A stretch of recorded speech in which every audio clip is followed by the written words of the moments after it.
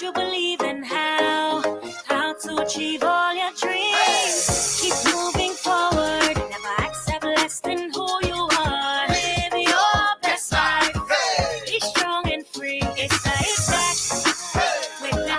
Hits Back with Nahaja Black is sponsored by the Cancer Treatment Centers of America and Burger King. It's Nahaja Black. It's the Hit Back with Nahaja Black.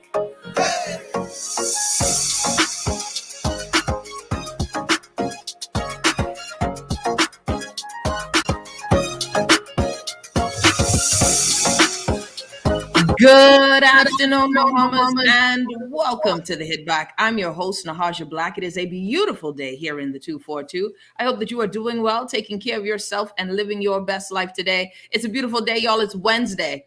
Is it? Yes, it is. It is Wednesday. And guess what?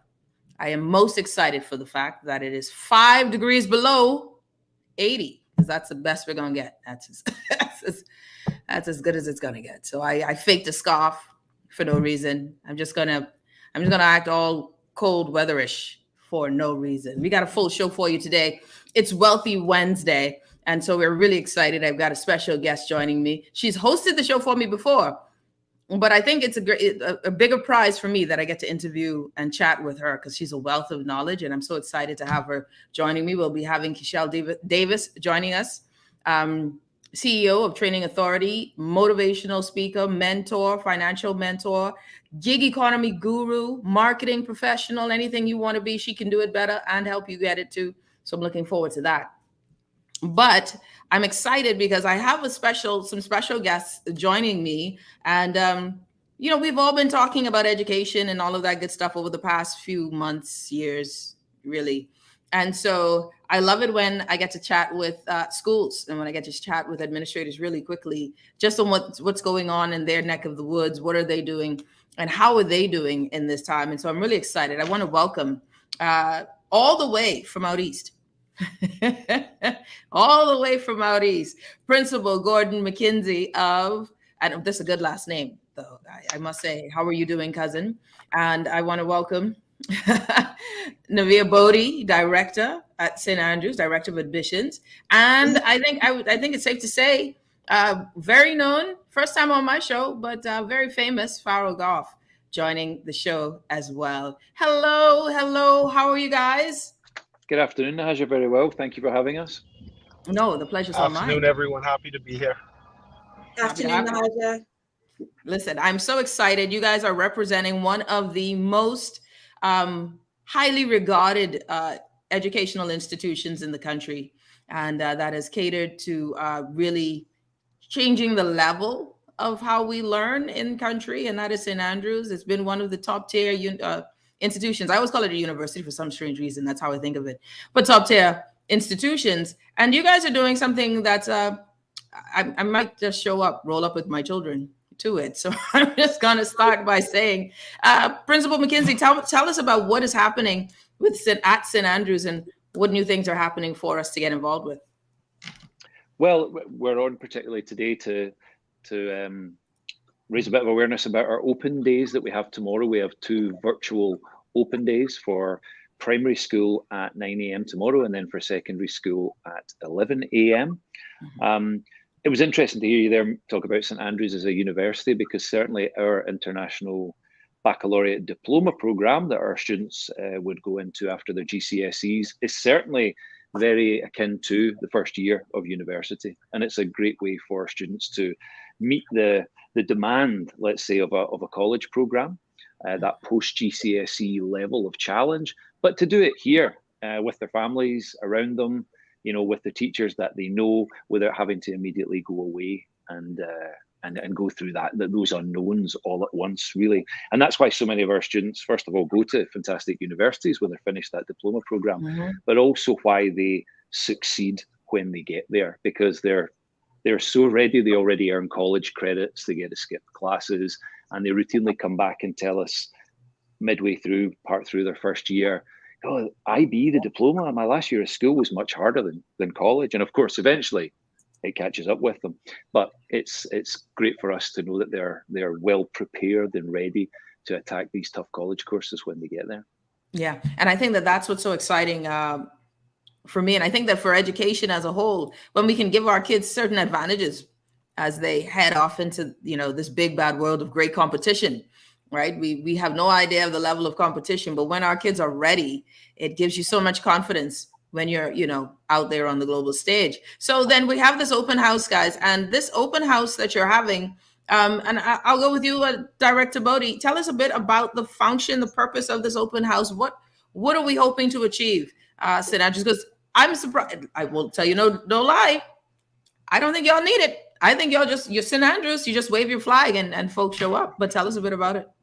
Well, that is part of it, but we're always looking to share with everyone what all the good things that are going on at St. Andrews.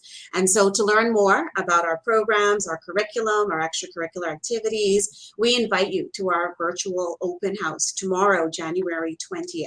So you will hear from our principal, Mr. McKinsey, vice principals, our curriculum directors, and they will give a detailed overview of our primary years program, our middle years program, and our IB program, and also available to answer any questions that parents may have. And then, of course, we begin at 9 a.m. with our session for primary school and 11 a.m. session for secondary school.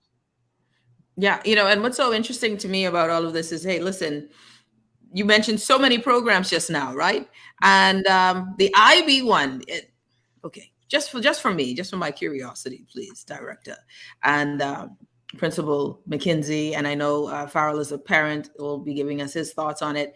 But explain to me a bit about these different programs. I've heard about the IB program, and I like it. I won't lie to you now. This, of course, I say, I like a lot of things, but I can't afford Gucci. So just tell us a bit, though, about these programs, if you don't mind. So at St. Andrews, we're striving to build confident, of course, and independent learners. And we see this with our youngest students all the way down in ELC. So the IB program there is the primary years program. And this is where these skills are first built. And then they come through our middle years program, continuation, and they do the GCSE program. And then the program wraps up with the IB program, which, as Mr. McKinsey said at the beginning, the gold star in college admissions. Mm-hmm. So when colleges look at a student, an IB student, automatically they're placed in a different category from other students because they know that they've gone through such a rigorous curriculum. They are ready to take on the demands of university. And I think that's really one of our main selling points. In addition to that, students are just simply prepared, to, as I said, to take on the demands of university. And so, when we think about St. Andrews and looking at the type of learner that we produce, confident, well-rounded, yes, globally minded at St. Andrews. Yeah. Yeah, and that's something that honestly, I think that one of the things that I've always seen from your students, and one of the things that I loved, I have friends, who came through public school, got scholarships to St. Andrews, and that confidence continues to ride throughout their career. Those things that I love, and I think that that's important. The difference in learning, right? And how do we get, and Farrell, I want you to join in as a parent. Well, I was going to jump in right here, Najin. I wanted to touch on 2 points that you brought up, right? The first point is when you spoke about the global competition, right?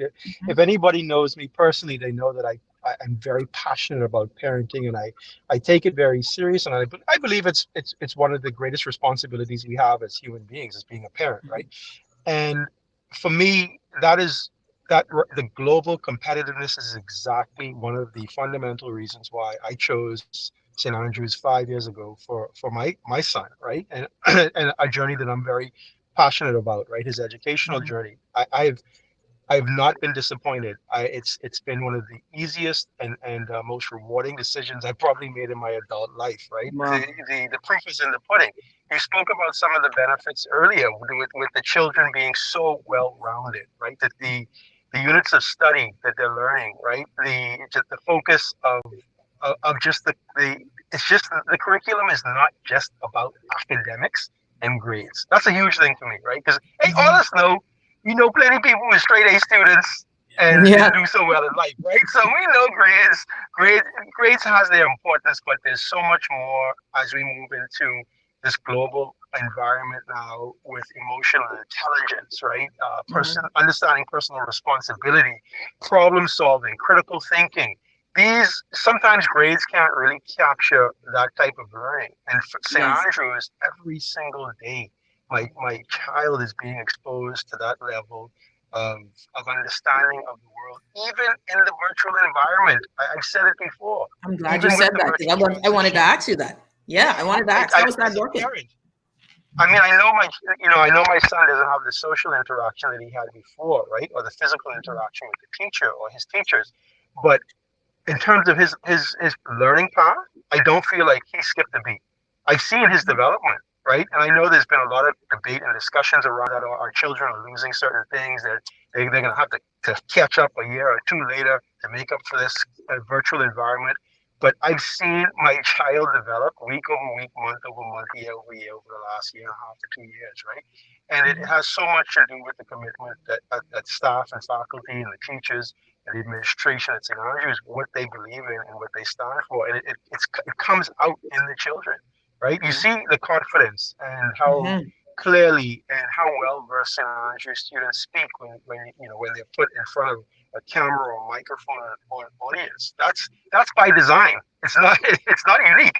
It's across the entire. It's intentional. Amazing, right? Yeah. It's very, very intentional, right? So that was a huge reason for me choosing St. Andrews, right? And the second thing you said that you like Gucci, but you can't afford Gucci.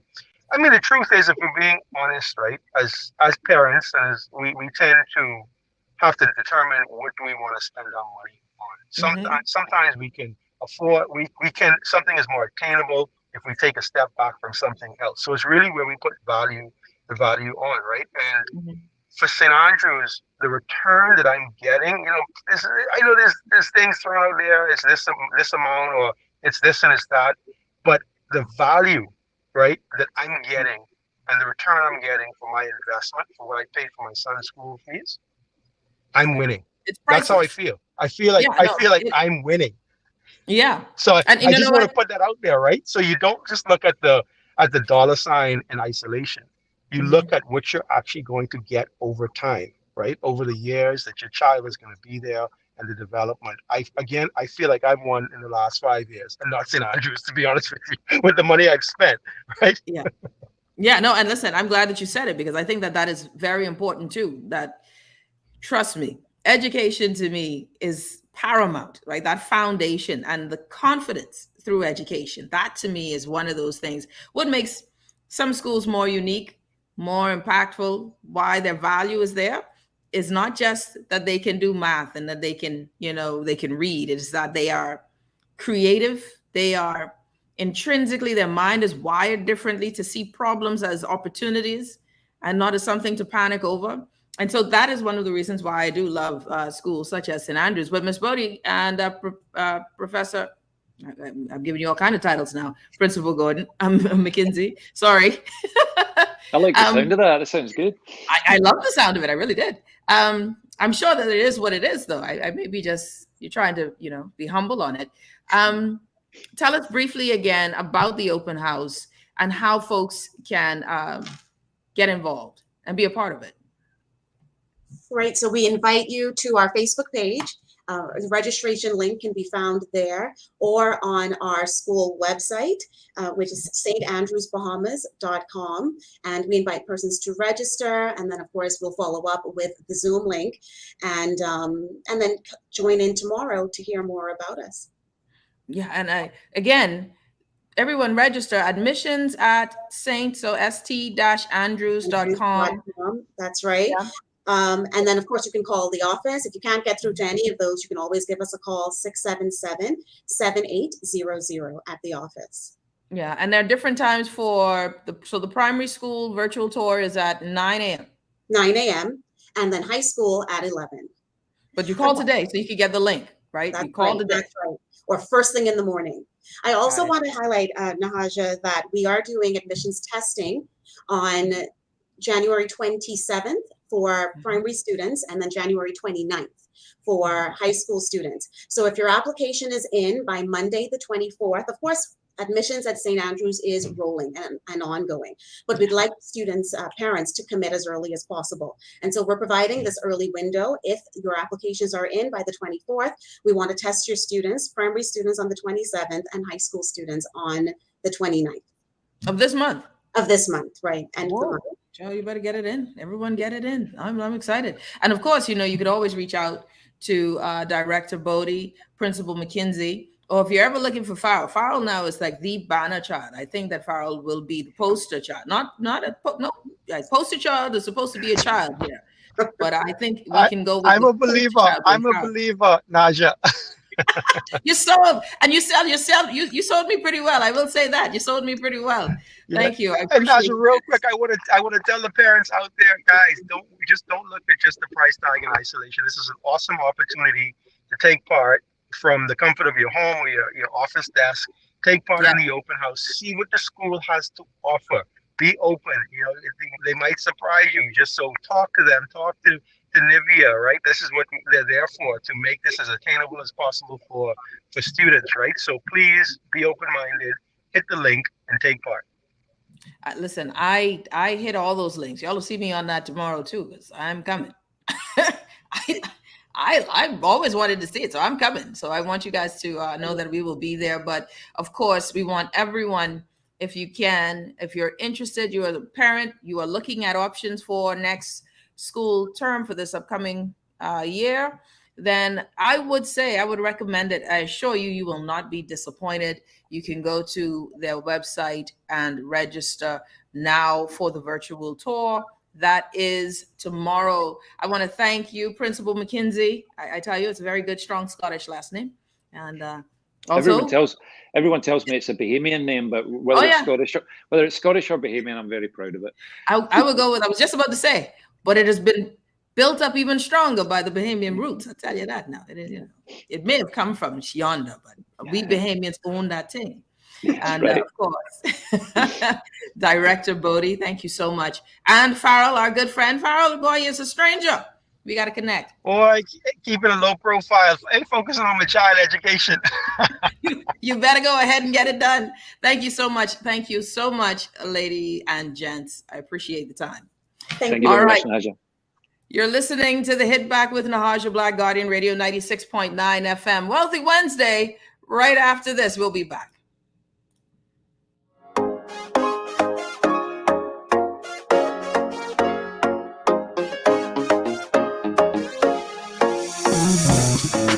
Throughout our lifetime, we must all make decisions. No matter how we choose, the right one just needs to be made. Like having J.S. Johnson Insurance Agents and Brokers as your insurance partner. We've been serving the Bahamas for over 100 years. Whether you need home, motor, marine, or commercial insurance, make the right decision. Call 397-2100 or visit jsjohnson.com. JS Johnson Insurance. Peace of mind. When I got prostate cancer, my family didn't know if I was going to live. At Cancer Treatment Centers of America, within days, I got an appointment. They presented me with treatment options, and we set up a robotic prostatectomy. When my scans came back, there are no signs of cancer. They don't see you as a number, they see you as a part of the family. I'm going on with my life. That's a real gift. Call us at Cancer Treatment Centers of America. Fidelity, we're good for you. We know how important collecting your money can be to the success of your business. Start your relationship with Fidelity today so that we can show you the many options available to you with our merchant services. From click and pay options online to merchant terminals and e-commerce options. We're here to help your business succeed. For more details, speak to one of our business development officers at 356-7764 in Nassau or 352-6676 in Freeport. Visit our website at fidelitygroup.com or visit any of our branches. Fidelity, we're good for you. This is Guardian Radio 96.9 FM. Fresh news, smart talk, all day.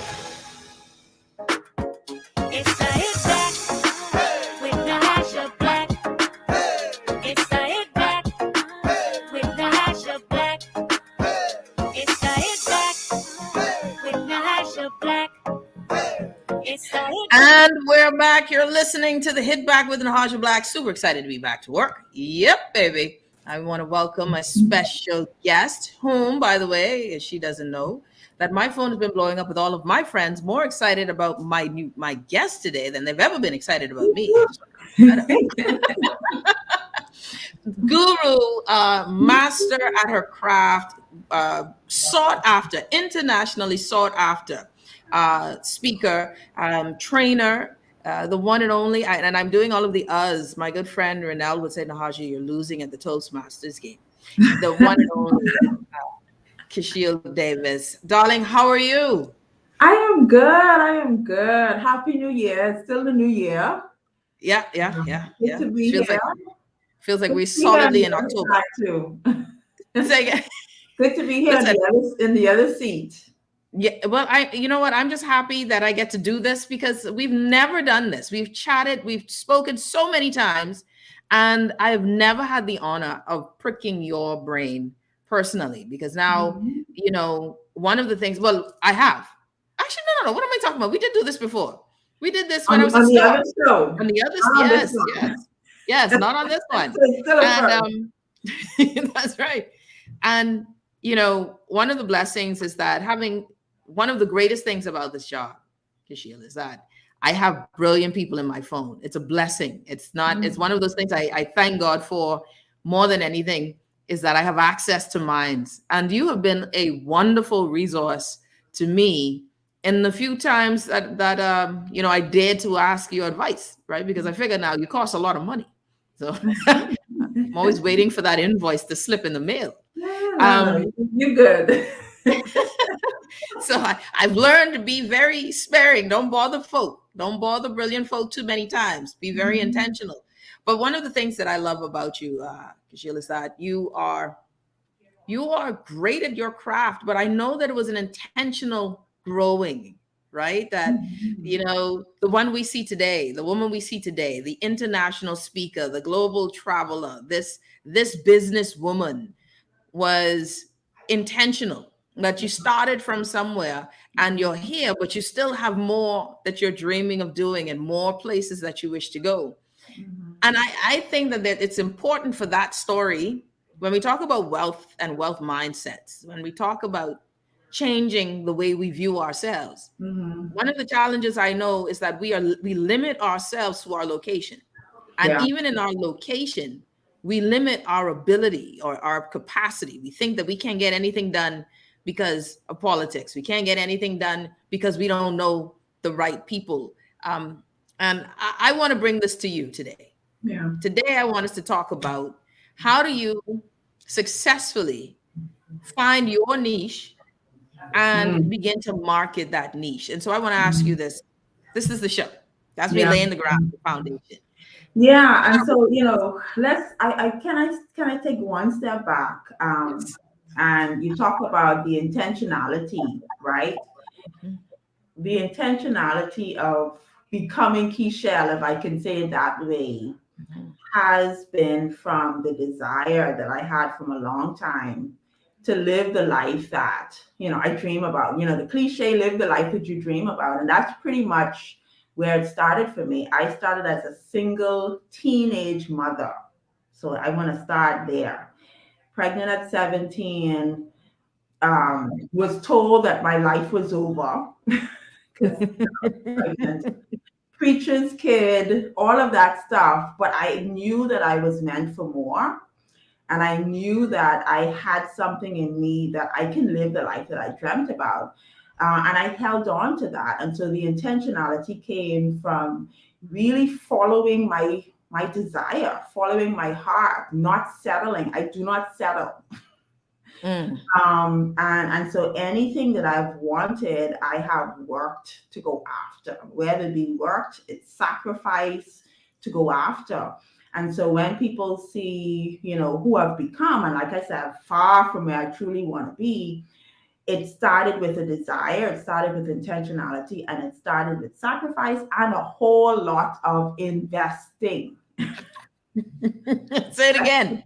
A whole lot of investment in myself, investment in my vision, my business, my dream, coaches, programs all over the world. And so, I wanted to set that foundation that it started with there, and it's now I'm on the journey. And so, how do you find your niche is the question. You out of the gate with. Yeah. That's a serious one to get. That's a heavy one. That's a heavy one. First of all, there are people who know what they want to do very early, and they know what their niche is, right? And I say niche, some people say niche, right? Yeah. I like to say niche because I love the saying there's riches in the niches. Oh, okay. I like it.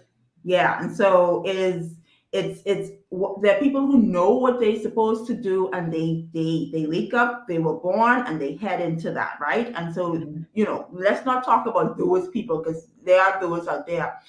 The others who have to search and find and go with a trial and error process, it really is a trial and error. It's identifying what your passions are, what your skills are, what are you gifted in, what is a mission that you want to go after. I think that's where it starts, identifying what's your gift, what is your passion, what is your skill set, right? So that's that self discovery, identifying what do you want to do. But it doesn't stop there, Nahaja. It continues by identifying now, matching that with what the market wants. Come on now, preach. Right? What is the market willing to pay for? And I'm not talking about the Bahamian market. I'm talking about the global market. What are they willing to pay for? And there are ways to find out and do your research, but it's matching those two to find that niche. And then, of course, the marketing begins. Yeah. You know what? I'm sitting in. I love that I guess this is why I love chatting with you, right? Because you hit on some really big points already. Being aware, being intentional, being knowledgeable. So you have to. Okay. So if you're just tuning in, Kishal Davis joining us, CEO of all of a sudden I had a brain freeze, Training Authority. Yes. Author, multiple author, public speaker. Really, she's not free, but she is for me today. I'm just very happy about that. But you share something, and I want to go back into your story, because this is one of the things the reasons why I do Wealthy Wednesday is because I've realized that there is a mindset shift that we need. And sometimes you need to be encouraged, you need to be reminded, you need to be pushed, and to step out of your comfort zone. You talked about, as a single mother, a young mother, being told that this was it. Now all you can do is go find yourself a job and live for this child. But you knew that there was more, right? And there was a level of intention, and I'm sure there was a personal purpose that continued to fire in you. Tell us a story, Kishelle, of when you felt as if what you were seeing was unattainable, like in your mind's eye. You can think of a story when you felt like, I'm crazy, and you started to hear the voices and what you went through. Yeah, no, I have the story, and I always share it, right? So this was further in my journey. I had, I'd already started my business, doing fairly well, growing, and it was 2015, right? So not so long ago, I invested to travel to Arizona to meet with Sharon Lecter. Now, those who are not familiar with that name, that's the co-author of Rich Dad, Poor Dad. Right. So she's become a mother to me. And so I invested with her, and she had this event called the Dedicated Entrepreneurs. It was 50 entrepreneurs all around the world. And her purpose was really to pour into us from a knowledge standpoint, but also give us an experience of a lifetime. And so she invited all of her friends, multimillionaire. There was even a billionaire in the room. And we had an opportunity to just rub shoulders with them the entire weekend, right? Dinner, lunch, nothing was off limits. And there were so many things that happened on that trip that still shifted my mindset to this day. But I remember connecting with so many entrepreneurs, sharing our vision. We had an opportunity to also pitch our business vision. And two things happened. One, when I pitched my business, I don't know if, and I still to this day don't know if it was a glitch or right. So the coach, again, these are millionaires. They were on the panel and we were pitching to them, just sharing what we wanted to see for our business. And at that point, I said that I wanted to make $100,000 a year. Right. So at that point, I didn't achieve that amount as yet. But when it was time for the coaching to come, the coach, Greg, I never forgot him, Greg Reed, another very popular author, if you Google him, he said, so if you want to make $100,000 a month, this is what you need to do. And so I stood there like, okay, was that a mistake or whatever, right? So that was the first thing that, got me. But when I came back, you talk about what was unattainable. When I came back after the trip, I remember, just settling in back home, driving, there's off that roundabout by Goodman's Bay, that bend. I think that was a Go Slow bend anyway. Yeah. I remember driving there and just coming back off the trip. And listen, when I tell you, Nahaja, the butterflies and the knots were in my stomach when I began to think, because by that time my vision had expanded tenfold. Right? When I thought I went there with a big vision, you sitting around with 50 global entrepreneurs and multimillionaires, my business vision had expanded beyond what I had imagined. And I remember just having that knot in my stomach, like, hold on. No, this is impossible. Nope. And I never forgot that feeling, right? But, what's interesting about vision, and I study vision, I'm a student of Dr. Miles Monroe, and I have a program based on his book on vision. The vision has to be bigger than you. It has to be. And if it doesn't scare you, then it perhaps isn't big enough. But I remember that feeling. And it still comes every now and again when you think about, wow, the vision that God has given you, and will it come to pass? It's just being focused on it and taking one step at a time and making progress towards it regularly. I love what you said. If it doesn't scare you, then it's not big enough. When did you learn that then on that trip? When did you learn that? If it doesn't scare you, because a lot of people are fearful and hence we don't move past that. I don't know if I learned it on the trip, but I remember feeling the fear then coming from that trip. That was one of those very memorable moments when I felt the fear of, whoa, right? This is big. I can't pinpoint when I've learned it, but as I say, I am a student of Dr. Miles Monroe. And so his book on the purpose and power of vision, I have read that inside out, upside down. If you see my book, you'll be like, oh, you need a new one, because I've studied that. And as a trainer, my company is a training authority. I produce workshops, right? So I produce an entire workshop based on the studies of that book. And I think just by, teaching it, studying it, understanding that is a big part of who I am. I'm very future focused. I'm very, I'm a visionary. I identify as a visionary. It just came just through the studies and appreciating that, hey, if your business doesn't scare you, or not business, your vision doesn't scare you, that's something is up, right? And you say something very, very, very important. When I do my dream board parties, whenever I do them now, it hurts me, Nahaja, when people write their vision, share their vision, they feel the fear because that's natural, and then they do nothing with it. That, Pastor Miles would always say, whatever angers you is something that you should address. Yes. That is one of those things, right? Like, you're supposed to be scared, but being afraid shouldn't stop you. Yeah. And I think there's so many people are stopped by that fear. I love that you said that, because it's so true that it's that fear that keeps that somehow freezes us in position. And I remember the first time I heard the acronym, when Rod Parsley back in the day, fear is false evidence appearing real, right? It is those limiting beliefs that come from the folks around you from yourself, from your thinking that I don't have the station, or who am I? And then there's imposter syndrome. God may have put you in a space and you don't feel as if you deserve to be in that space. So you don't want to enlarge yourself to outshine anyone else. And I'm curious to you, how did you manage your fear? How did you manage your fear, Kishelle? Yeah. So number one, I am generally I'm a fearless person, meaning I feel the fear.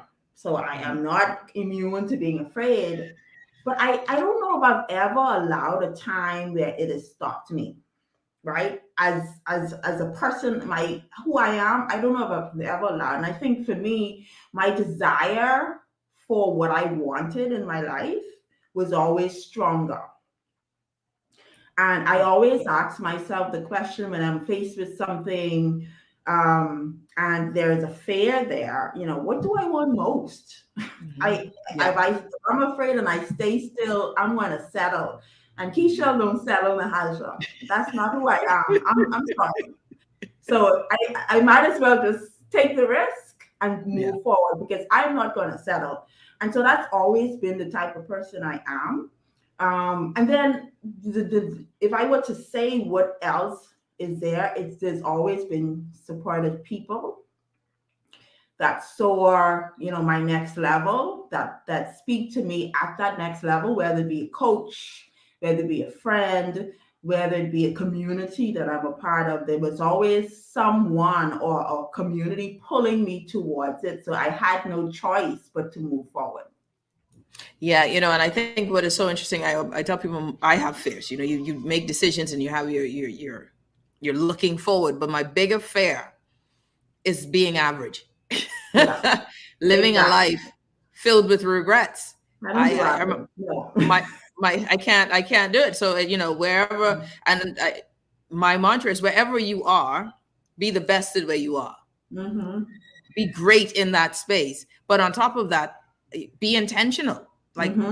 See your life, visualize where you are going to be. Yeah. And then your intention, your lifestyle will form into that visualized space. That's because we're intentional. So you read the books, and like you said, invest in yourself. A lot of people don't take the time to invest in themselves. And you hit on something, Kishelle, like you took the time, you decided to invest in yourself. We're going to take a quick break. When we come back, I want you to tell me a bit more about that investing in yourself. What does investing in yourself look like? And how do we get to levels of success that you've seen now, where you are being called from around the world? Hey, Miss Davis, I need you to speak to this group. And listen, I'm super proud of my friend here. You're listening to The Hit Back with Nahaja Black, Guardian Radio 96.9 FM. We will be back right after this. When I got prostate cancer, my family didn't know if I was going to live.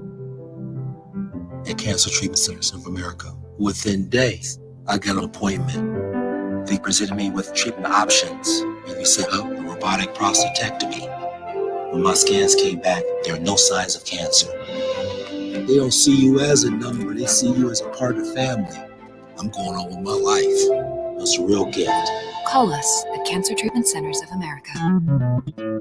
Throughout our lifetime, we must all make decisions. No matter how we choose, the right one just needs to be made. Like having J.S. Johnson Insurance Agents and Brokers as your insurance partner. We've been serving the Bahamas for over 100 years. Whether you need home, motor, marine, or commercial insurance, make the right decision. Call 397-2100 or visit jsjohnson.com. J.S. Johnson Insurance. Peace of mind.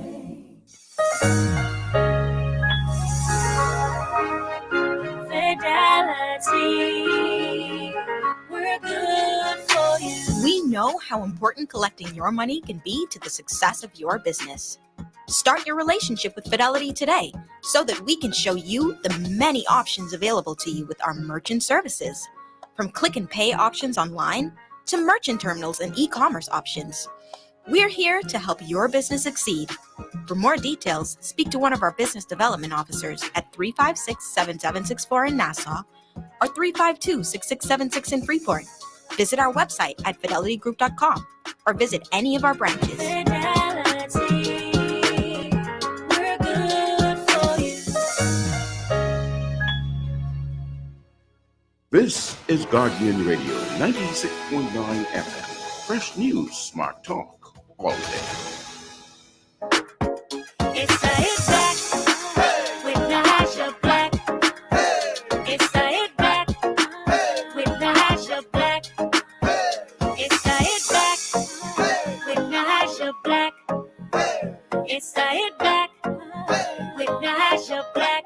And we're back. It's Wealthy Wednesday with special guest, internationally acclaimed author, speaker, trainer. I'm giving it all to this global woman who is a Bahamian and just doing wonderful things and has no limits. Can I just tell you, I just love that there are no limits. Kishelle, where are you now? Not home. Okay, so she's never on island. I don't even know where she is right now. I don't know if she even in the country doing the show, because that's how she's living, right? So I want to welcome her on the show, and I'm seemingly having some internet challenges. So Kishelle, if I freak out and glitch, you just keep talking. I keep talking. But I wanted to ask you, and sadly enough, I'm just saying just now, I wanted to ask you a question, and I don't remember the question I was going to ask you before the break. So let's keep going, because here is where we ended up. We were talking about fear and overcoming fear, right? Mm-hmm. And you said you were fearless. You've always been fearless, right? One of those things that's just in you that you've been able to overcome that issue. Well, then let me ask you this. When did you decide that this is my niche? Mm-hmm. How did you decide that training was your niche? When did you decide then, hey, because I have something to say how did Kishal Davis become Kishal Davis? What was that moment? So let me just say, I've always had fear, but I've never allowed it to stop me, right? So whether you define that as fearless or whatever the case may be, but I've never allowed fear to stop me, especially going after what I want. But I love this question because I remember sharing this with a friend of mine a couple of weeks ago, and he was like, okay, now I get the story, right? So training and teaching has always been something that I wanted to do. My father's been a teacher all his life. And I knew from a very young age that I wanted to teach. Now, I also knew from a very young age, Nahaja, that I didn't want to teach in a traditional school because to me, they don't make no money. Okay? I knew from a young age that I wanted to be rich. I wanted to have my money. And freedom. Yeah, and I knew that wasn't going to be my path. But I didn't know how. I didn't know when. And then I got an opportunity to I worked in the bank my earlier career, and I got an opportunity to Tossie. I see Tossie in the comments. She said, "No, she's one of my members of my boardroom. She's a teacher." But I got an opportunity to work for a very small training company years back, and it was technical training. It was corporate training. Right. And so I got my start in, working with training companies. So this would have been about 20 years ago now, 18, 19. I know look young and I only just started, but I got started in that field. And honestly, Nahash, I never left. Right. And so I got working with corporate companies, training their staff on technology, business skills, soft skills, and I never left. I just evolved from there. I've worked with perhaps most of the training companies here in the Bahamas, either in the training capacity or the leadership capacity.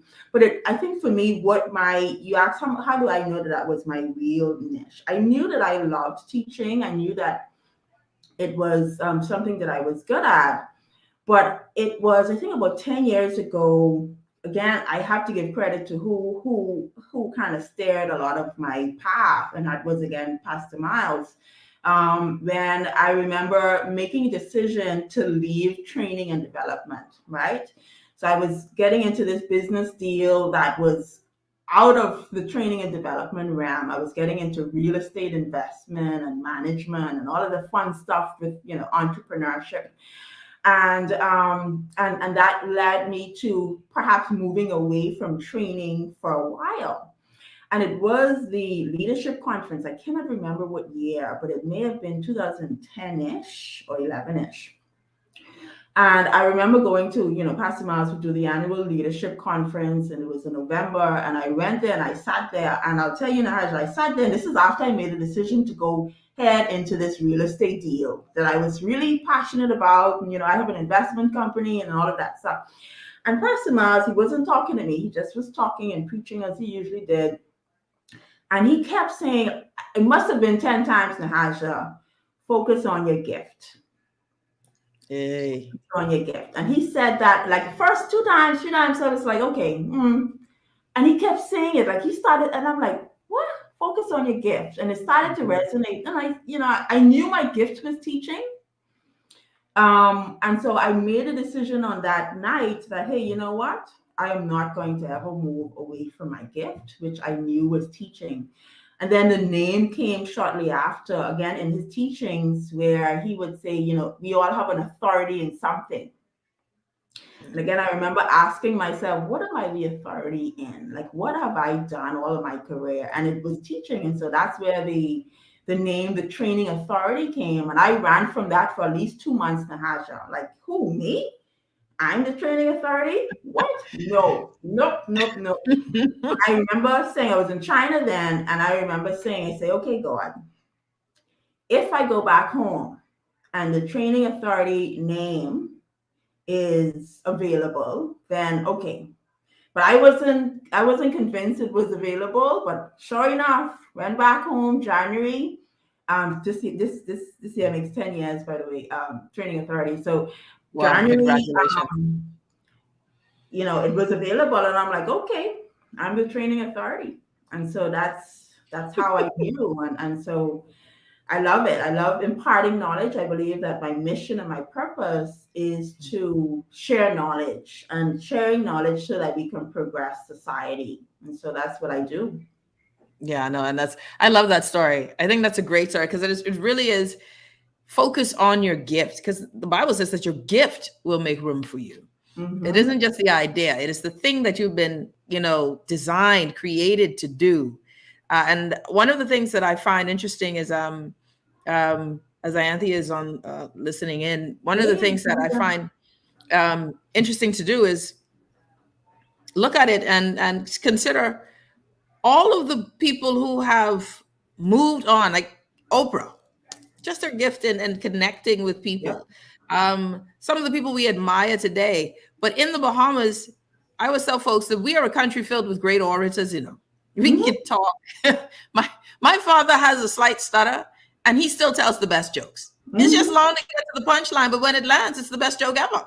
Yeah. And he, but we have this capacity. The interesting thing is, I find that because it's so, I think we look or treat each other so commonplace that even our gifts are devalued because of familiarity. Yeah. And that is why we don't find ourselves purchasing things that from each other. Mm-hmm. That's what I believe, because we find you familiar. Yeah. You're common. And that lack of appreciation and respect for each other's gifts then allows us or finds us where we don't pay each other based on their gifting. Mm-hmm. Some of us struggle with their gift until they are revered outside of this country. Yep. Yeah. But we don't touch on that. And I think it's sad, but it's a reality. And so the thing that I want us to harp on or focus on is that is the reality, and that is very common. We talk about that all of the time, but what are you going to do about it is the question. Are you going to sit home and know that people are familiar with you, or are you going to take yourself, and this is the topic, market yourself to the world, plant yourself out of the country, show your value where a client call could result in a $5,000 investment just out of the country. They don't know, they ain't familiar with you. They just know your gift and what you have been capable of doing. And so I start to hear that so much now that it becomes an excuse for Bahamians to me, because it's true, but then what are you going to do about it is my question. Oh, I just love this conversation, because now that's where we're going to pivot. We are going to make the pivot when we come back from news. How to market yourself to the world. Get yourself out of the box. Stop there. Don't worry about your fear. Don't worry about what you think. All right, that's what it is. But now what? What are you going to do about it? Because that's not enough anymore. Now we're going to talk about how did Kishelle get herself into the world's sphere, which many think is impossible. Saying, Jesus, she's just that awesome. But I'm sure that there are keys to your success, and we want to learn a bit more. You're listening to the Hit Back with Nahaja Black, Training Authority CEO. We will be back right after this.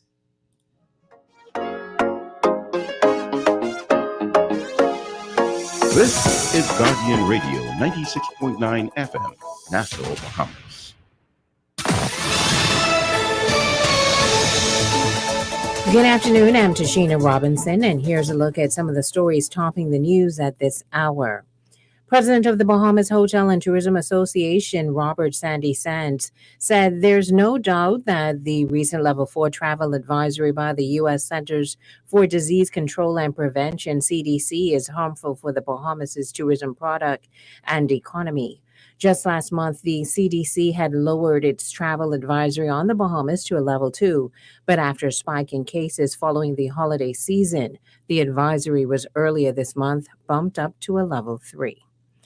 The Prime Minister defending government's large delegation to the World Expo in Dubai. He says the size of the delegation was reduced and not all who traveled did so on the government's dime. The Bahamas Department of Correctional Services launched its pilot electronic inmate visitation program this morning. The program allows inmates to get video visits via computers. Acting Prison Commissioner Don Clare says the program will also help clamp down on smuggling. A team of investigators, DEA officers, Royal Bahamas Defense Force officers, and emergency medical personnel descended on the Eastern Road late Tuesday night looking into reports of a plane crash in nearby waters. The search, however, coming up short with no plane or wreckage anywhere in sight. A woman is dead, a man hospitalized, and another in police custody following a shooting incident last night. Resurrection Power Kingdom Ministries is shell-shocked after one of their own 60-year-old Claudette Capron was shot and killed from stray bullets just as she was about to enter into a prayer meeting. And with that, we wrap up your Guardian Network News headlines at this hour. I'm Tashina Robinson. Stay tuned. AP News is up next. Year one.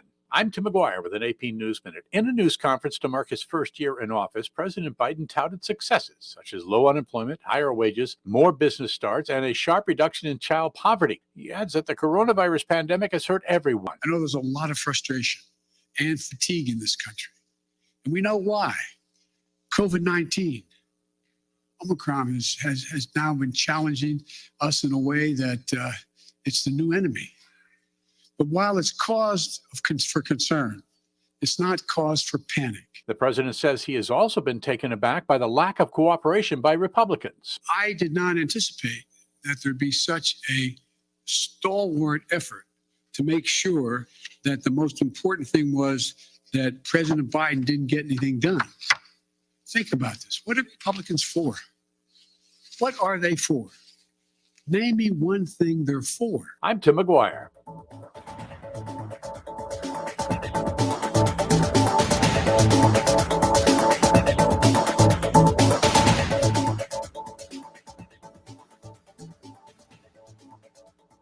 This is Guardian Radio 96.9 FM. Fresh news, smart talk, all day. It's the Hit Back with Nahaja Black. It's the Hit Back with Nahaja Black. It's the Hit Back with Nahaja Black. It's the Hit Back with Nahaja Black. And we're back. You're listening to the Hit Back with Nahaja Black, Guardian Radio 96.9 FM. It's Wealthy Wednesday. I've got joining us special guest, Keshelle Davis. And Kishelle is the CEO of, and I'm fixing everything a little, I'm freaking out a smidgen, CEO of the Training Authority, also author, mentor, business coach, motivational coach, joining us here as well. Kishelle, thank you so much for being a guest on the show. So let's talk about it now. How do we market ourselves to the world? One of the things that a lot of folks, there's the gig economy, right? And we're going to discuss that a bit too. How do you really begin to master the gig economy? But after discussing one's niche and learning, hey, stay streamlined into your gift, how does one move from relative obscurity to then having an international audience or market space? How do you help folks transition? Oh, you have to unmute yourself. Yeah. So I'll start with this story scenario. It's a friend of mine, Bahamian. We met actually in Florida. We were at one hotel, 2 different conferences. And I booked her in the lobby, and we talked, and she was sharing what was happening in her conference, and I was sharing what was happening in mine. And she said something that her coach said that I never forgot, because it's so true, and it's really the starting point for where I want to go as to how, right, and how I did it. She said her coach, she was sharing with her coach, boy, I want to go international, and I want to go global, and I want to speak all around the world. And her coach said to her, well, how you want to go global? How you want to go international if you don't know no people internationally? And, it blew her away. And I never forgot it, because when you ask how I became, have made connections globally, it's because I have invested in relationships globally. Right? And investing in relationships globally meant I invest in coaches around the world. I've had coaches in Australia. I've had coaches in London. I've had coaches, of course, in the US. And those coaches lead to communities around the world. And so, I say, at any given point in the week, I could speak to people literally around the world, right? I have friends, Australia, any place that you can name, I probably say, oh, I know someone who lives there. And it's because I made, again, that investment. I think that was the question we were going to ask. That's it. Yeah. In programs and in coaches who were global. Mm-hmm. And build relationships who were global. And so now when it's time to and they not only got to know each other, but they got to know my value, and I got to know theirs. Mm-hmm. And so now when it's time to speak about value and me putting a price, or me saying, hey, I'm launching this program, there's no question. There's no familiarity, one. Mm-hmm. That's right. Two, there's no question, because one, they are also used to paying prices like a $5,000, $10,000, $15,000.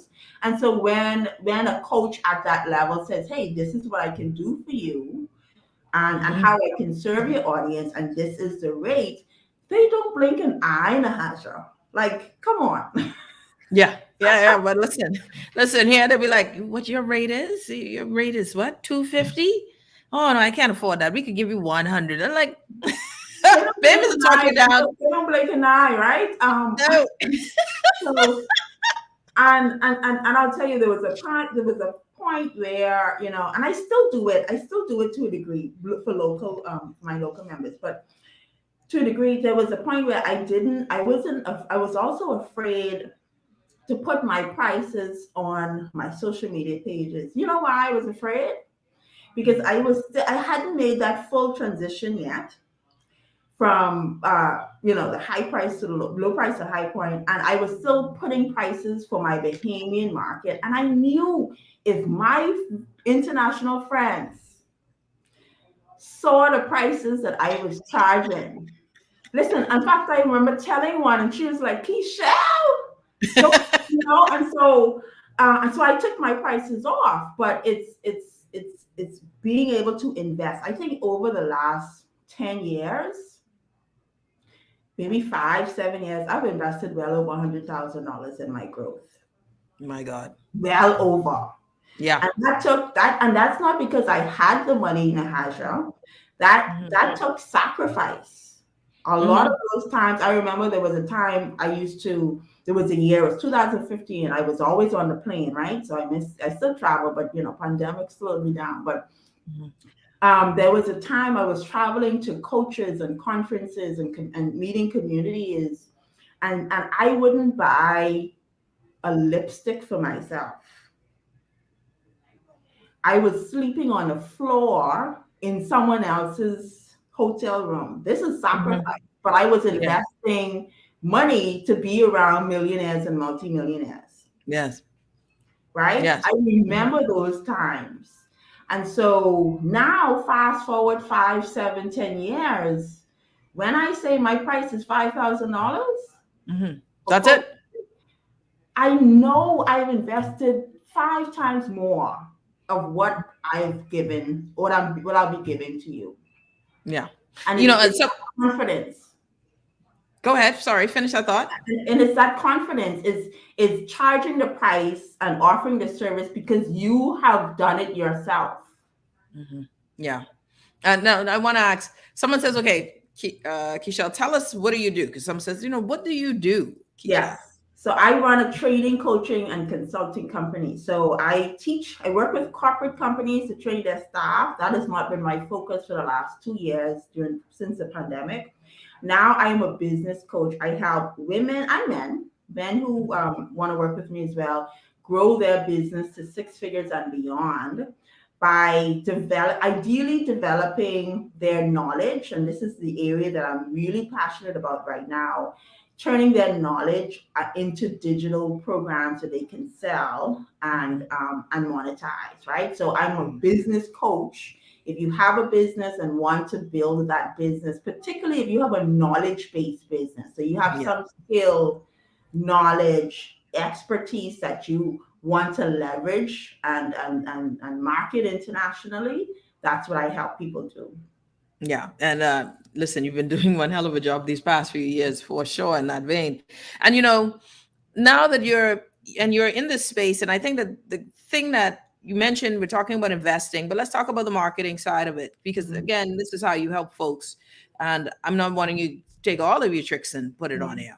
But for someone who is saying, listen, I believe in my gift. And you said, something so powerful when you said, if you want to go into the international world, you gotta know some international folk. You gotta know some people. So the first trick is you gotta network. Invest yourself and your time. Yeah. And a network is that intentional networking, joining communities, being active in communities, right? Investing at certain levels. If you want to attract certain clients, you have to be able to invest in that level where the clients play. You gotta get in the arena. Gotta get in the room. In that arena, right? So there's lots of Facebook groups out there, and I'm in tons of Facebook groups. Low ticket, free, high ticket, but it's I tell you, the ones that have always paid off, or the programs and the networking that has always paid off for me has been those groups that it was hurt to pay to get in. Let me put it that way. I remember one time I felt like I was paying a mortgage to a coach for a year. But that same community I have gotten return of that investment over and over and over again. And so you must be prepared to invest and network, right? In yourself, in your business, in your growth. Don't talk to me about not having money. We have money when we need it. And most of the times we just need that ability to start. Like half the investments I've made, I didn't have the money off the bat. I made the first payment, and guess what I did? I worked my butt off to make the next payment. And the next one, and the next one until it paid off. And so that's the first thing. The second thing is you have to be prepared to do the work. Go ahead. The knowledge that you gain and the connections that you gain means nothing if you don't take the action. it's so easy for us to find excuses. I don't have the time. I have so many things going on. I have 3 kids. I have a job. All of the things that we can find. The question is, what is your priority? Right? And they all are priorities. But if you want to build in the capacity of building a business, you have to make time for it. You cannot invest 30 minutes and expect to reap rewards of someone who investing 30 hours. You cannot. It doesn't work that way. I feel a hallelujah in my spirit. Yeah, if you treat your business like a hobby, you will get hobby results. Hey, come on now.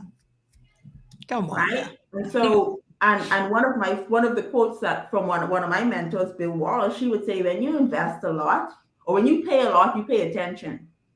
Yeah. And so when I was paying those fees, there was no way I was wasting time. Yeah. Right? No way. No way. I had to see the investment. And so, I think what happens to us Bahamians in some cases, we invest at a low level and don't expect that level to convert you into the worker. No, you have to be the worker. The coach cannot do it. No matter every investment that I made, the coach didn't do the work for me. They just shared the knowledge and was the guide. I had to do the work. And unfortunately, Nahaja, I don't know how much work we are putting into our business to get to that point. Hey, and that is something that is so powerful when you mentioned that, if we treat it as a hobby, then expect a hobby result. Mm-hmm. And that is the difference between extremely successful people and folks who are struggling. Really, is the level of intention and attention that we pay to what we truly say we desire. Mm-hmm. And so, if you're just tuning in, Keshelle Davis joining us on the Hit Back, talking about really marketing yourself to the world as we deal with Wealthy Wednesday. How do you get out of your own mental bubble? Because the world isn't like, the world is flat. One of the great books called The World is Flat. I'm trying to remember my guy's last name. I remember reading it in university back in the day. And he spoke about, listen, globalization has made it where it's so easy to reach out. The internet has really reduced, there are no borders anymore to opportunity. So when you talk about, hey, listen, the first thing is invest in yourself, look for the network, invest in yourself. And the second thing is do the work. Mm-hmm. When we talk about now doing the work, right, that personal work, how hard is it is the work more of a thing in our mind, or is it the actual work that we're doing? So if we say, listen, you need to change this thing, or is it a mental change? It's both. Mm-hmm. It's both, right? It's doing the physical work, right? Because especially if you're a business and you're just starting out, typically it's you one. And so you have to do it all, right? And being prepared to do it all. I don't do it as much now, but I remember working nights, weekends, 7 days a week. I don't recommend that for the long haul, but in some cases you have to do that. That's a part of the entrepreneurial journey, right? You have to put in the work in order to see the return. I believe in working smarter and not harder, yes, but there's also a place where you have to work hard. Period. Yeah. And I think that's important. That's the beginning, right? Exactly. Yeah, that's the beginning, because the farmer knows, I got to till the soil. I got to make sure the ground is ready, put the seed in, and all of these things. Then when the harvest comes, that's glory day.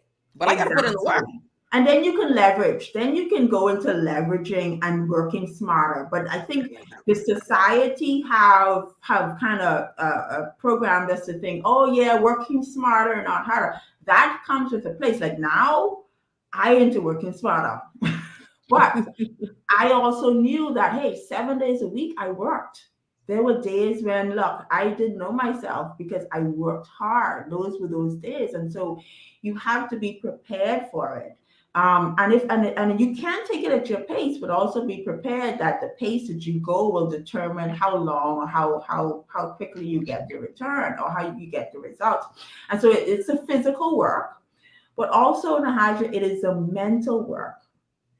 It's changing your identity. It's believing in yourself. It's reframing those thoughts that come up, because they do, right? That this will never work. And I've gone through it all, and we still go through it. I still go through it because there's always levels, right? I am working to meet my next level. Yes. And so it's, I can't do this, or this will never work. All of those. Oh, this is bigger than me. Yeah. This is bigger than me. And who am I to think I am not credible? Listen, if I tell you all, look, just those will come. And I always say to people, you should never do entrepreneurship or business alone. Because when those thoughts come, you can choose to allow it to get you down and stay down, or you can share it with the community and say, hey, look, in my community, I have a program called The Boardroom. In my community, we have what we call superheroes and villains. And the villains are, Lazy Lou, procrastinating Patty, fearful Felicia. So we kind of humanize those villains. And so, if someone say, hey man, look, Lazy Lou is getting to me today. Like, I don't feel like doing nothing. We make fun of it, but it's also a place that we can say, hey, look, right now I feel lazy, or right now I feel, and we have something called Failure Fridays as well. So, you share those and we support you in your journey. And so the mindset is a constant, the Bible talks about renewing your mind. Yeah. And it is critical in business. It is critical in every area of your life. Yeah. If you're just tuning in, Keshelle Davis joining us, CEO of the Training Authority, business coach, motivational speaker, internationally sought, and of course, homegrown. That's why I love this story, because you are looking at a no-limit woman, borderless in her capacity. That's the picture that I want us to see more of. I want us all to see that this is not where scarcity exists. There is more than enough. Wealth is there for us. There are no limits. It's only the limit in your mind and where you perceive or how far you want to take it. We'll take a quick break. When we come back, let's now talk a bit more about this marketing yourself. Keshelle, I know you got more steps and thoughts on this. So we'll be right back after this. You're listening to the Hit Back with Nahaja Black, Guardian Radio 96.9 FM. It's Wealthy Wednesday, y'all. We'll be back after this. Tired of banks forcing you to use technology to bank the way they want you to? Your convenience is important. So no matter what your banking needs, Commonwealth Bank's friendly staff are always available in branch for that personal one-on-one service. But when you choose technology, our online and mobile banking app offers you state-of-the-art functionality. The choice is yours. Commonwealth Bank. Bank the way you want. When I had got prostate cancer, my family didn't know if I was going to live. At Cancer Treatment Centers of America, within days, I got an appointment. They presented me with treatment options, and they set up a robotic prostatectomy. When my scans came back, there are no signs of cancer. They don't see you as a number, they see you as a part of the family. I'm going on with my life. That's a real gift. Call us at Cancer Treatment Centers of America. Wacky Cheeseburger Wednesday is back at Burger King Nassau. If you like BK's Flame Grilled Cheeseburgers, you're going to love our $2 Cheeseburger Wacky Wednesday. This Wednesday, January 19th only, you can enjoy BK Cheeseburgers for only $2 each, including VAT. Yes, you heard it right. Burger King's Flame Broiled Cheeseburgers are just $2, including VAT. This Wednesday only, head over to any of BK Nassau's 7 convenient locations for $2 cheeseburgers. This Wednesday only at Burger King Nassau, where taste is king. Tired of banks forcing you to use technology to bank the way they want you to? Your convenience is important. So no matter what your banking needs, Commonwealth Bank's friendly staff are always available in branch for that personal one-on-one service. But when you choose technology, our online and mobile banking app offers you state-of-the-art functionality. The choice is yours. Commonwealth Bank. Bank the way you want. This is Guardian Radio 96.9 FM. Fresh news, smart talk, all day. It's the hit back with Natasha Black. It's the hit back with Natasha Black. It's the hit back with Natasha Black. It's the hit back with Natasha. And we're back. You're listening to the Hit Back with Nahaja Black. Wealthy Wednesday. Special guest Kishal Davis joining us on the show today. We're talking about marketing yourself to the world, mastering the gig economy, finding your niche, and all of that wonderful stuff in between. Kishal, again, thank you so much for the time, my friend. I appreciate you. All right. This is easy for me. I know, right? It's in your element, and I'm happy I get a chance to do this again, right? For the this is second time, so I'm pretty stoked. First time here on Guardian. I know my friend Nathaniel kind of owns this hour, but he will move aside every now and again for me. Yeah, man, he got to slide over, right? He has to slide over because this is one of those shows where I'm sure it's going to be archived and shared because it is a teaching. So this is very much one of those things where it's imperative that folks believe in themselves. Mm-hmm. And that is why I'm just such a fan of yours, because I know that you put in all that work. Mm-hmm. You have put in all of this work to be someone who charts your own course now, charges your fee. We ain't playing. Don't do it. No, there's no nickel and diming. Mm-hmm. This is my standard now. And the standard is international, which I want more of us to get to that point where our products are international, where we see ourselves bigger than our location. And that first comes with a mindset shift. And I think that's one of the main things that we've come to understand is that it is a mindset shift. You got to see yourself at first. Yep. And you shared something that Pastor Ma shared with you is mind your gift. Yeah. It's your gift. I want to go back there as we talk about marketing to the world, right? Because I want to connect that real quick. I want that real close connection. Mm-hmm. Your gift, making room for you, and then marketing that gift. Let me ask you, Kishal, in the realm of gifts and possibilities, are there any gifts that can't make you money? Absolutely not. Let me tell you something, Asha. One of the things that I have with all certainty, and again, I've worked and I've seen this globally in programs. There is nothing that will not make you money. Okay, I know people. Catwalking, knitting. These people making 6 and 7 figures, right? It's I love what Tarsi said. The only limit you have is the limit in your mind. Yeah. And it's because you have it. I remember one of my mentors told me, he said, you know why you get frustrated a lot? And I get frustrated like when I'm working with people and they don't see what I see, right? Because I can't talk. And he's like, you know why? Because you're exposed. Yeah. You're exposed to what is out there.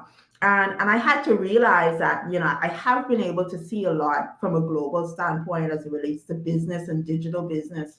And I am convinced that really there's nothing that you can't digitize. It's having the knowledge, having the skill, having the guidance. But I have seen it all, Nahaja. Like, I have seen it all. Yeah. And I'm glad that you said that, because there's no business that you can see or that you've seen that cannot be digitized, or the skill set, that gifting. Yeah. Let's say something very random. That people would say that is brick and mortar as you come, right? Mm-hmm. Or as stationary farming, right? Mm-hmm. Let's say that I am a great onion farmer. Yep. How is that international apart from the obvious, which is I could try and export it, right? Yeah. What else? Yeah. And so one, you could export it. That's one traditional way. However, how many people do you believe want to be able to grow their own onions and don't know how? Mm-hmm. Right? The whole concept of backyard farming is around. And so if you take that skill, that knowledge, and you say, hey, I want to teach X amount of people, I want to teach people how to grow their own onions or how to start an onion farm, then you have now leveraged that skill and you can take that around. You can export your knowledge around the world without doing the physical exporting of the onions, right? You can do both. I have a client in, she's in Jersey. She's starting a vegan company, a cooking company. And she reached out to me. She was in one of my programs about a year ago, and she reached out to me for some business coaching. And I said, look, having the offline cooking part of it is good, but you realize that you can teach people how to live a vegan life as well, and you can leverage that anywhere in the world. And so that's how I want us to begin to think. And there's ways that you can determine and identify what the market is, right? To say, hey, how many people are actually searching for how to grow farms or how to grow farms? And so it's teaching the how to, definitely. And I see here subscription services. So yes, that's another one. A membership. Teach people not only just how to do it from a one time, but how do you now get them to grow their first onion, to perhaps growing other items in their farm as well. And that's just one example. Yeah. And I love that you said that, because, see, folks have gifting that they think isn't a gift because they never thought of it to make the money, right? So it'd be like, well, I don't call myself a seamstress. I just, I make all of the uniforms for my nieces and nephews. But okay, but you're using a gift that many don't have. And I think what I'm hoping is that more people realize that what you consider normal or average, you don't consider it. Yeah, you're good at it. And we say, yeah, I'm good at this. But you don't consider it because no one has praised you and said, you're stupidly awesome. Like, you're crazy good. We take you for granted. You miss that there's a gift there. And now that gift can be monetized, especially in the age of information. That recognition, right? That recognition of your gift. How do you connect with your clientele to help them recognize their thing? It's going back to that, for those questions that I asked, right? What is their passion? Ideally, there's a lot of times now passion can be different from the gift, but that's a clue, right? Something that you're passionate about can very well be the thing that you're gifted in. Like me, I am passionate about teaching. I know that's also my gift. It may be something different for people, but that's a clue, right? What do you do naturally? Like, what comes naturally to you? Like me, let me tell you, you tell me in 2 minutes that I have to go in front of an audience, I'm going to do it. I might kick up what I have in my head, what to say before you even ask me, because that's what I do naturally. So what do you do naturally? What people come to you for and ask you about often, that you perhaps share the information so freely, like they come into you with it and you just share it. If 2 or 3 people ask you that same thing, something should go off in your mind to say, hey, hold on now, there's a clue. This is a clue. I remember when Glenn and I, we did our European tour. So we do a 30-day vacation every year. And I remember when we did our 30-day in Europe, and there were so many people asking, how did you do that? How did you go by plane? Did you go by train? And we created a course. Now, because you know me, I can market, I can sell. Yeah. That's what I love though.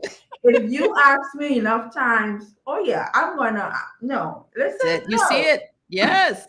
Right. The only reason we didn't launch that course was when Dorian hit. Right when Dorian hit, and then of course the pandemic. So we was like, okay, let's leave that. But I had the course. We had it lined up.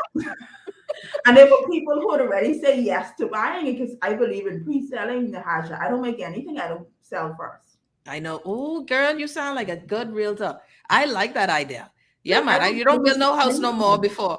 You pay me, and then I do the work. That's it. I love this. And so I had people already lined up say, yes, we want it. Yes, we want it. And then, what happened? But So when people are constantly asking you how you did something, don't give it away for free. I mean, if you give away for free, give like one little thing, but don't say, hey, I have a course that's coming out. And I have, I ain't call a name, but I course one of the people right in this group. I was like, look, don't you go on that show and tell them all your stuff, and don't you tell them you have a course. That's right. You tell them you have a course. I don't care if the course you build yet. Tell them you have a course.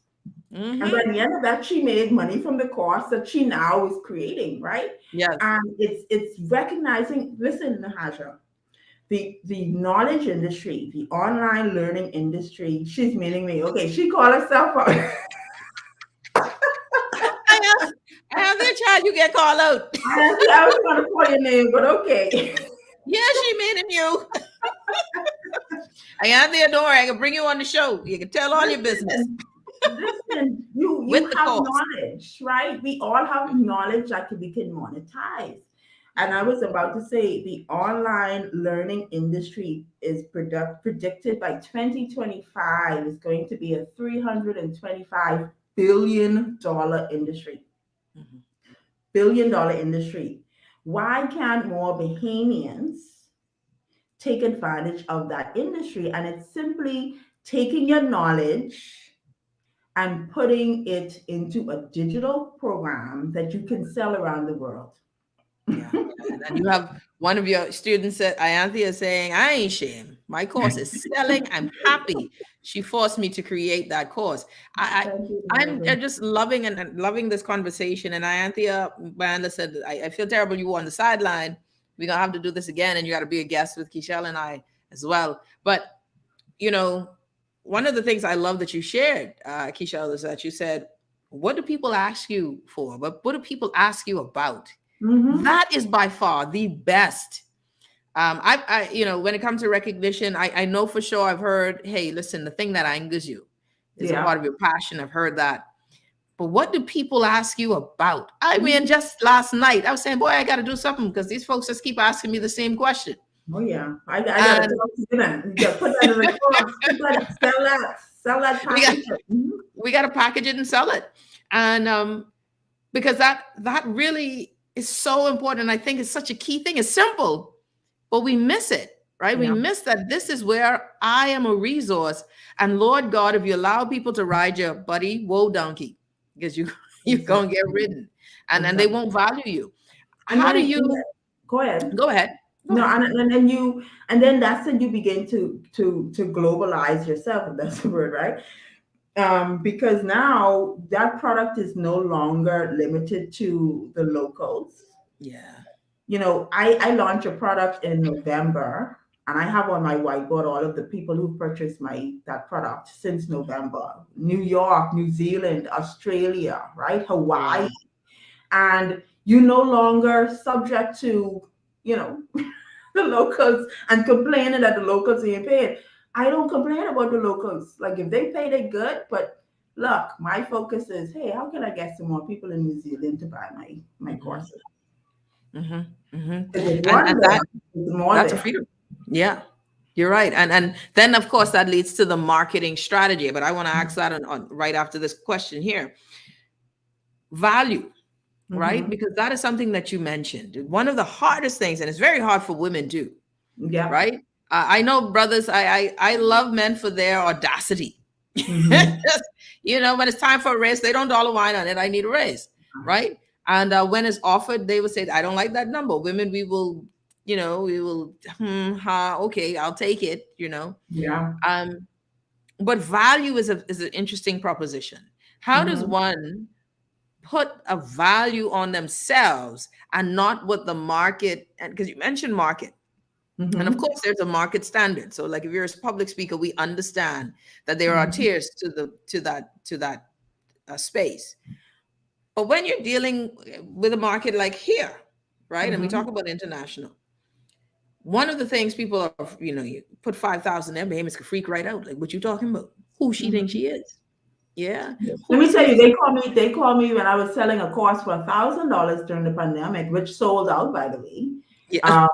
they called me saying, let me tell you, it's a funny story, but they told me who she thinks she is, Jeff Bezos. And Jeff, if you don't know tell us for me, 1,000. and I'm like, okay, so you comparing me to Jeff Bezos? Thank you very much. Thank Because you. you calling me the next Jeff Bezos, I will take it. I'll take it. I'll take it. Yeah. And that is where, like, how do you stand your ground on value? How do you build that confidence on value? Yeah. Again, it's growth. First of all, it's growth, right? I didn't always start here. I started like perhaps many women, and I speak to women and men, but you get me know men kind of have a different, I guess, boldness. But I've started similar, being afraid, not necessarily knowing my value, charging lower price, and I still have lower price options, right? But charging those and believing that that's it. And it goes right back to Nahaja, the investments I've made in myself, and the people that I've surrounded myself with, and the growth. So when you see now, I started there, but now when you see I start to invest $3,000, $5,000, $10,000, $15,000 in my own growth. So you're getting, like my husband said to me the other day, the people, when they work with me, they're getting the essence of all of that investment that comes through me. I can't fix my mouth. It'll hurt me to charge, the lower prices, because when I now go to other coaches, like I had 2 calls with 2 potential coaches today, right? 2 potential coaches in an area. One quoted me 9,000, the other quoted me 6,000. And so it's either you want it or you don't. Right? That's right. And when you begin to invest in yourself at those higher levels, you are forced to grow, and you realize that, hey, if the way that I got was not free, and it wasn't low ticket. So those persons now who want to work with me and get the essence of what I've invested in, they would pay at that higher price.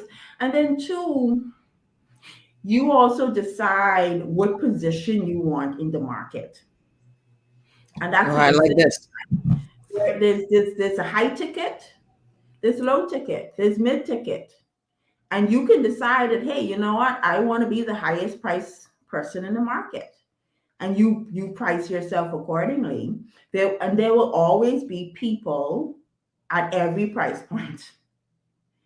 The question is how do you want to show up? How do you want to serve? And so if you are serving low ticket now and you say, hey, you know what, that's not my market, simply raise the price. And I know it's scary, but simply raise the price, put yourself out there, and you will be amazed that people at that next price point is there with their wallets open as well. And I had a coach who said to me, stay out of people's wallet. Stay out of their pocketbook. Stay out of their wallet. It ain't my business what they have. It's your business to show your value and to communicate your price. Stay out of their wallet. Yeah. I love that. That's good. Stay out of their wallet, because that's not your business. Don't make decisions on of that. Where do you want to be in that price point? Now, when you're talking about, marketing ourselves to the world, Keshelle Davis joining us, talking about this as someone, of course, who is living that space. Let's talk about these your gift and digital assets and what you've been sharing. How do after the mindset shift, now we do tangible things, right? Now we do tangible things. Now I've visualized, I know I have a recognition of what I'm good at.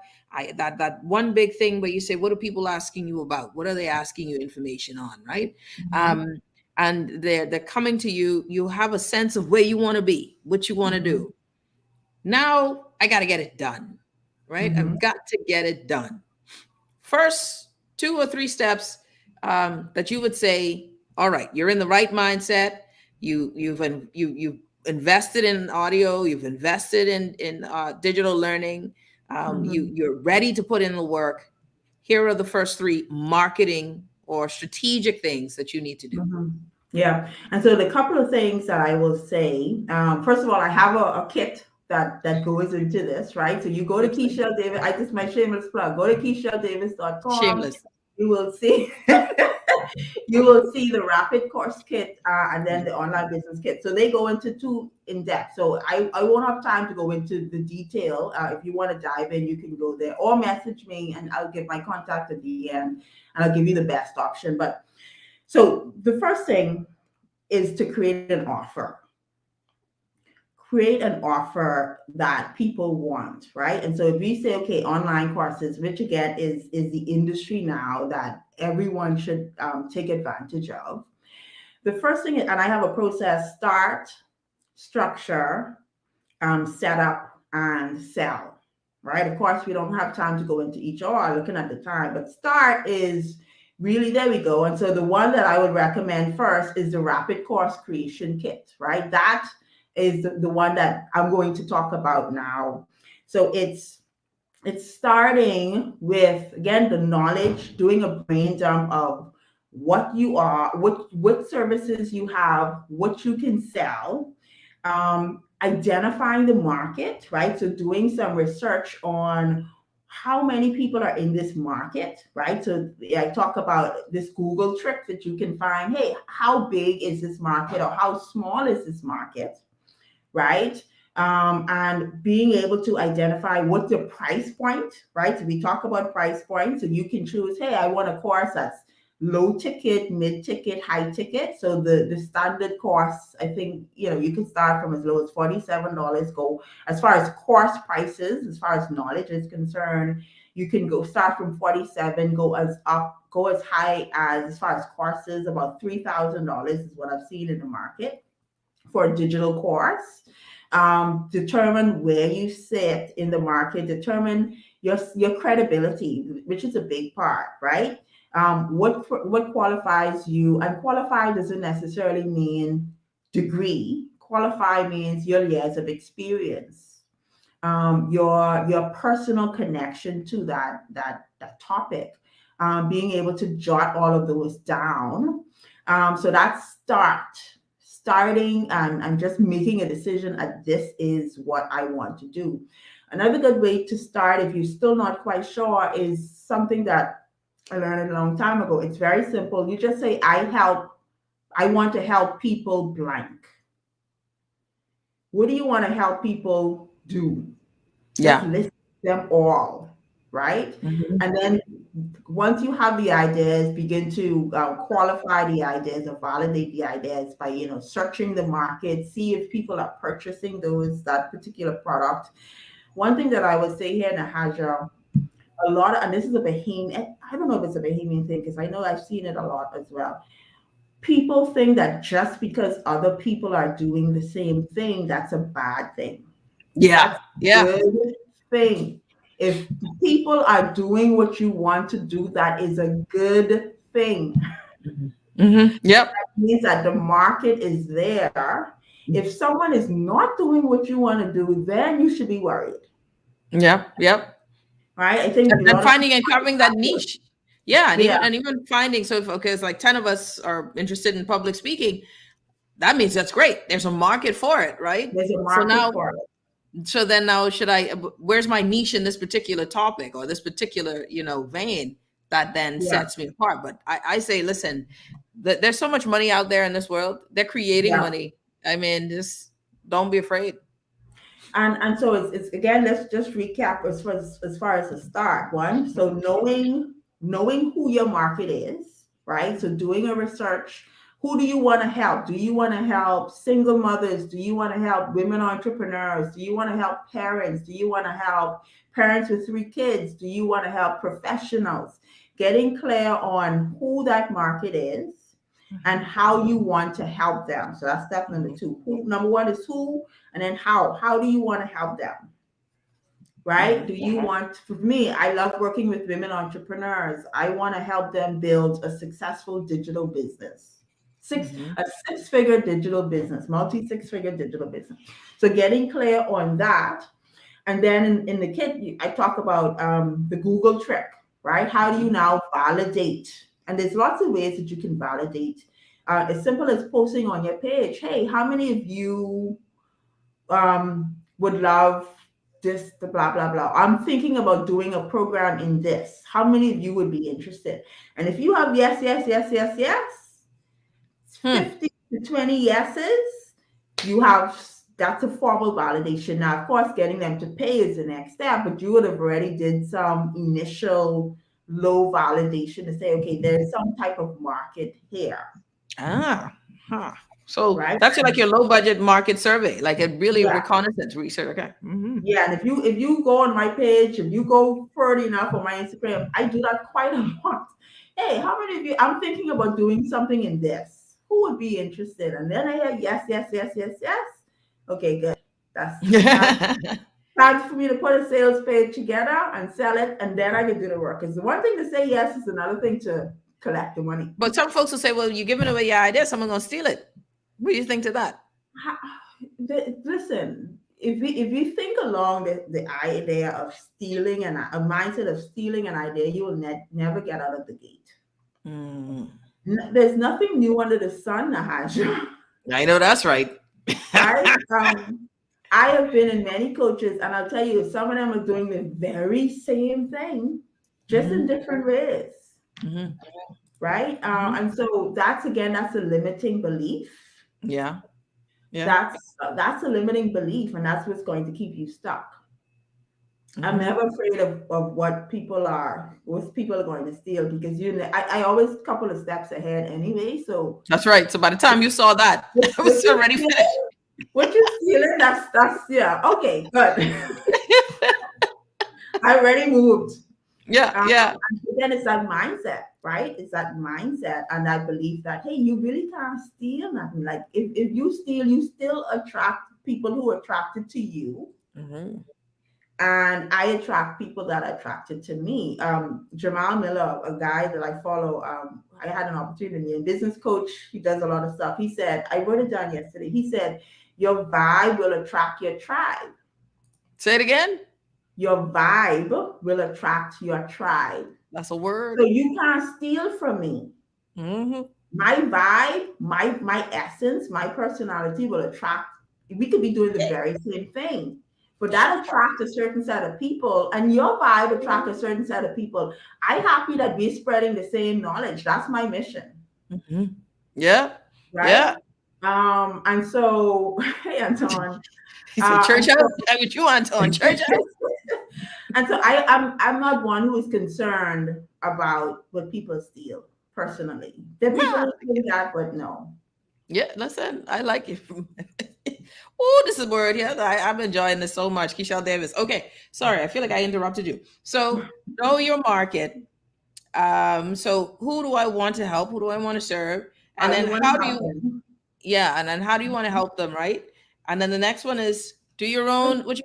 Go ahead. Do your own validation. So identify the market is lots of ways. I go into in the kit, I talk about the many ways, but the easiest way is post. Even when I work with my clients and I have a coaching call with them or even a discovery call with them, I would even do that for my clients, because if they're going to work with me, I want to validate what they say. And so I would go on my page again, hey, I'm thinking of doing this.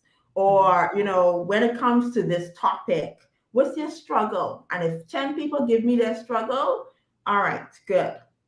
Right? There's some market there, because business is all about solving a problem or serving a need. So if I identify their problems, I can then create a solution for it. There's other ways to validate, but that's the one that's easiest, right? And then you identify your positioning in the market. Where do you want your course? Again, we're talking about a digital asset now that you can leverage and sell around the world. Where do you want that course to be priced? Right?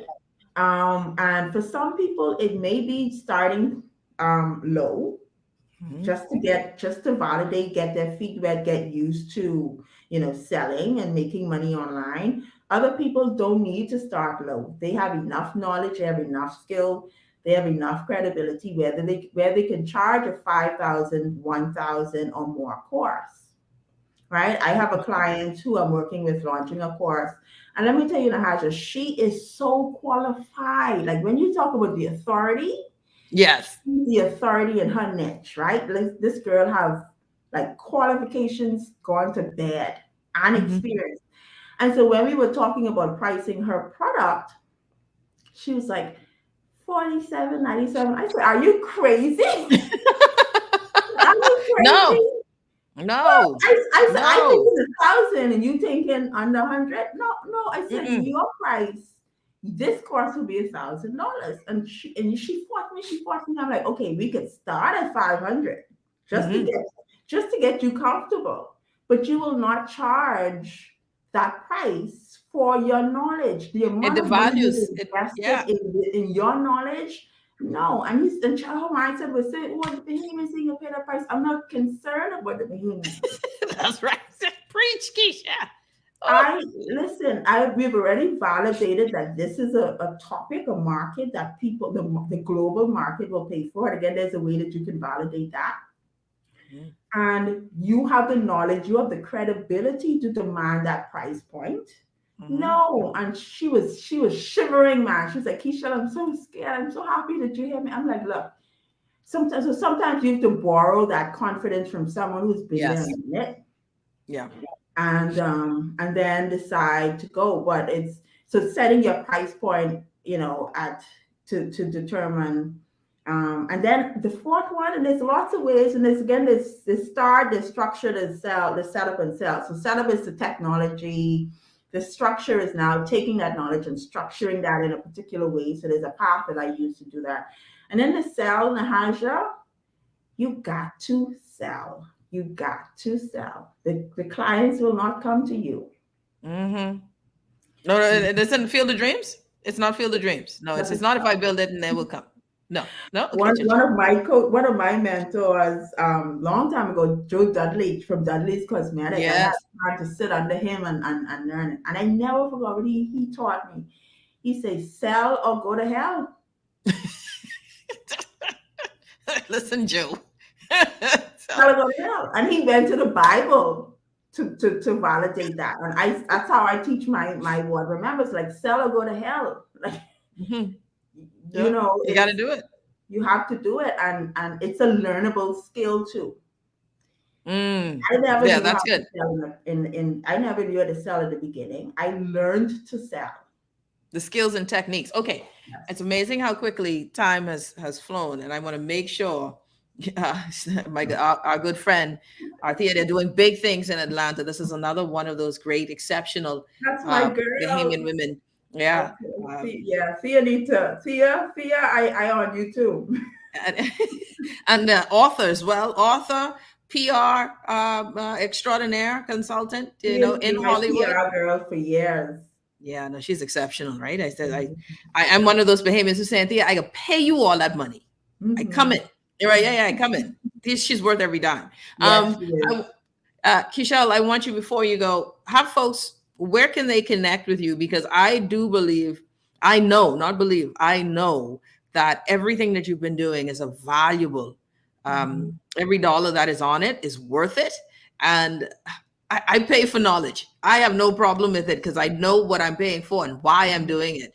So tell folks, Kishal, how can they reach you? Yeah, so I love Instagram.